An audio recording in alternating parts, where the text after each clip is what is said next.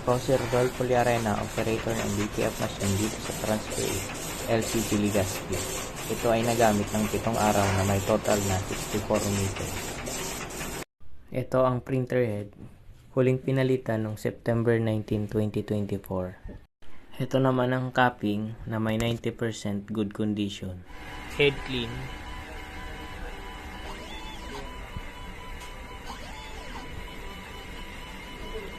Punasan ang wiper pagkatapos mag-head clean.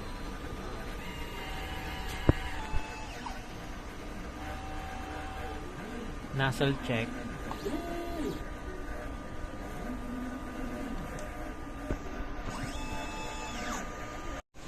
Ang ink system label namin ay tama lang.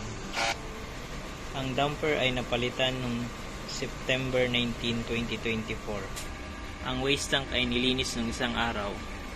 Ito ang ABR. Ground wire. Dito nakalagay ang stock namin ng unused ink, DTF powder, DTF cleaning solution, at dito naman nakalagay ang DTF film. Dito naman nakalagay ang used ink.